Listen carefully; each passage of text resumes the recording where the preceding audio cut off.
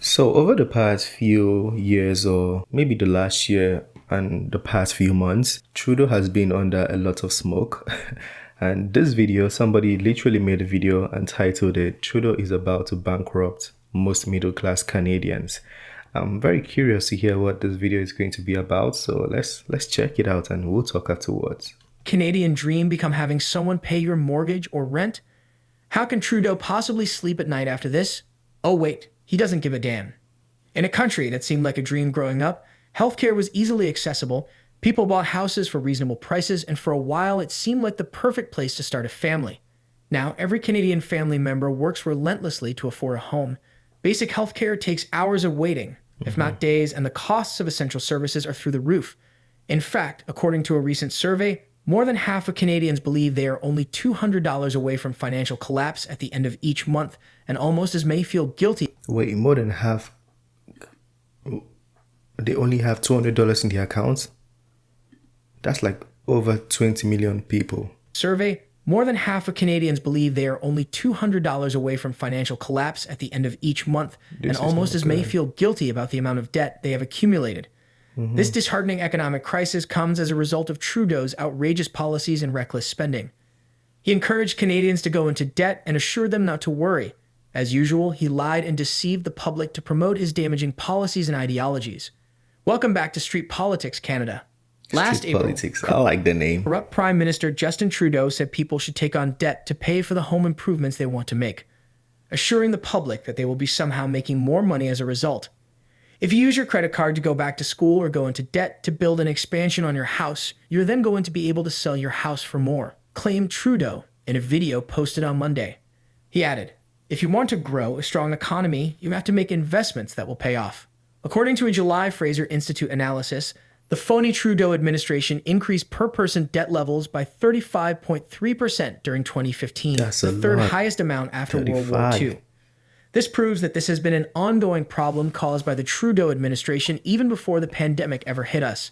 It doesn't surprise me that we should have never listened to demented Trudeau's financial advice because he has Can you say that to your prime minister? Want to get you arrested? no basic understanding of monetary and fiscal policies. This has been repeatedly proven as a result of his multiple failures. Trudeau is and will always be a drama high school teacher. He is inadequate and ill-equipped to run the second biggest country in the world. With snowballing public debt caused by his liberal policies, little money will be left to lend to individuals and enterprises for economic investment. Only a moron would utilize credit card debt to pay for renovations or education in this country like the Prime Minister suggested, given that credit card interest rates are around 25.9% and hiking continuously. Besides the high inflation rate, consumers use credit cards to pay for food and other expenses they can't afford anymore. Trudeau is Canada's worst Prime Minister. The result of his policies is catastrophic economically for the ordinary middle-class Canadian. When confronted by the Conservative opposition, Trudeau and his woke government tend to blame Canada's economic crisis on other irrelevant world problems such as the Ukrainian war that he has been increasingly obsessed with. Still, the numbers prove otherwise. Trudeau's hasty and thoughtless policymaking has failed economically since the start before any crisis arose. Federal per-person spending was $8,208 when Justin Trudeau sadly took office in 2015. It increased to $9,670 in 2019 before COVID, an increase of 17.8% in just 4 years. It is anticipated to range between $10,846 and $11,445 in 2022, assuming the majority of COVID-related temporary spending is phased out. Again, it's important to note that most COVID-related expenditure is excluded from this growth, ranging from a 32.1% to a 39.4% increase in 7 years. Like his father before him, Justin Trudeau favors borrowing to finance more spending. Ottawa's total debt was $1.03 trillion. Favors borrowing for more spending. That's a very bad policy. The Nigerian leaders do the same thing. Never a good thing to do. When Trudeau entered office in 2015.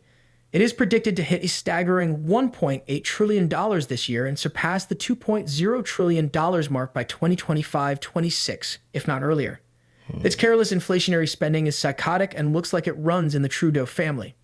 Leader of the Conservative Party, Poilievre, blames Justin Trudeau for the Bank of Canada's decision to hike interest rates once more last Wednesday. Poilievre believes that Trudeau's reckless government spending has caused and fueled inflation. The recent hike in the Bank of Canada interest rate implies that people with variable rate mortgages and those who have taken out vehicle loans will have to work even harder to pay their debts. As mentioned, these debts were highly encouraged by the self-proclaimed liberal leader and former drama teacher Justin Trudeau.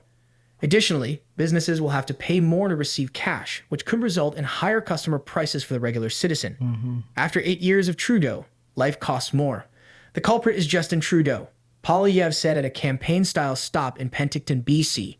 Trudeau promised Canadians that they didn't have to worry about higher interest rates. His policies forced the Bank of Canada to deliver an uppercut to Canadian families who are drowning in debt.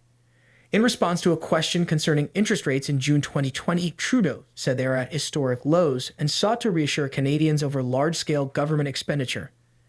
Additionally, in 2020, Bank of Canada Governor Tiff Macklem said interest rates are going to be unusually low for a long time. Rate increases are one of the few tools the bank has to fulfill its purpose of achieving price stability or low inflation.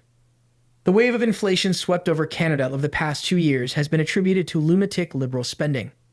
According to Poilievre, this guy definitely is attacking Trudeau and the Liberals and his policies and everything.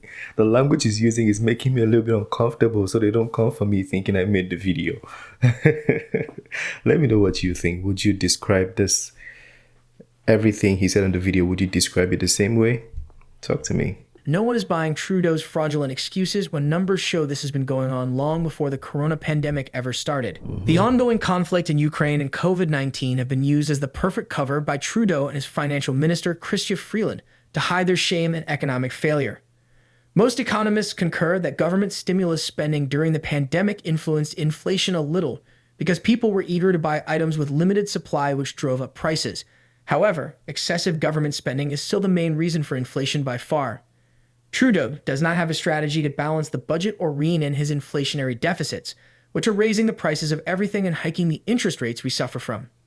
Justin Trudeau has added more debt than every other previous prime minister in Canada's history combined. But does this really come as a surprise? Trudeau seems to be comfortably following the steps of his late father. Canada's government debt for the fiscal year 2023-24 is predicted to be $1.22 trillion. That works out to about $81,000 for every Canadian home that we can't afford. Trudeau's projected budget for Canada doesn't... Wait, Canada's federal debt for 2023 to 2024 fiscal year is projected to reach 1.22 trillion. So it means every household is owing $81,000. Damn. How? not show a way to achieve balance. For 2022-2023, the deficit might reach $43 billion. The predicted deficit for 2023-2024 is $40.1 billion. According to Bank of Canada data, most Canadians agree with the Conservative Party leader Pierre Poilievre. Canadians are increasingly blaming uneasing inflation on the Liberal government's deficit spending rather than the Ukrainian war or the pandemic. Trudeau is no longer fooling anyone. According to the survey, Canadians still anticipate price increases due to government spending excess for years. We are paying and will still pay for the Liberal government daredevil spending. A $4.5 billion surplus was forecast in the autumn economic statement for 2027-2028. The only thing projected in the 2023 budget is a massive deficit. As far as Budget 2023 is concerned, the projected deficit for 2027-2028 is $14 billion. According to the data, 54% of renters and 45% of homeowners find it difficult or very difficult to make their monthly housing payments. In addition, this one is one I really agree with. I call it in all my videos. People think I'm probably complaining at this point, but it's hard to pay rent, guys. $2,800 for one apartment. It's hard to pay rent. Bank of Canada is projected to raise rates again shortly. This leaves us wondering how much worse can it get under Trudeau's reign. Well, that's all for now. Do you think Canada is headed toward a recession caused by the Liberal government's heedless spending? Do you think Trudeau will be pressured by the right and the public to change his reckless spending? Or will Trudeau continue on his path of ruining Canadians financially and economically? Let us know what you think in the comments below. Also, kindly... Okay, that was a very detailed video, maybe a little bit too detailed. But yeah, let me know what you think. He made some points from the spending, borrowing to spending. Then he also said reckless spending. And he said some things about the policies, and he also basically said Trudeau doesn't know what he's doing. If you agree with all those points, I mean, the 3 or 4 of the things I just mentioned, feel free to let me know. I've heard Pierre Poilievre make some few points, including housing, on how these things could have been addressed.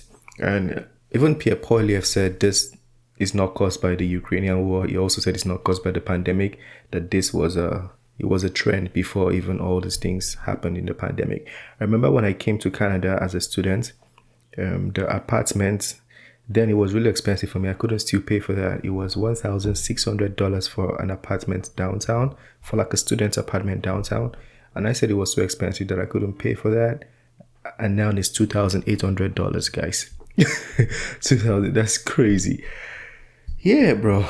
I don't know how you guys paying for things in Canada. And it's quite shocking. They said most Canadians have or at $200 from being broke. Basically, that's what he said, $200 from being broke.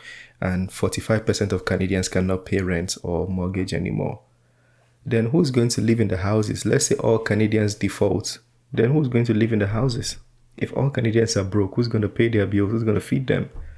Should we just like forget about working and just stay home and let the government feed us since we cannot earn money anymore? You know, it's crazy. But anyways, let me know what you think about that. Share your thoughts on that video. I don't know if you have any idea on what Trudeau can do to fix it and you want to share in the comment section. You don't know. Trudeau might read my comment section. So yeah, share it. You know, talk to us. That being said, is the end of this video. Smash the like button, subscribe, and I'll see you on the next one. Have a very wonderful day. Peace.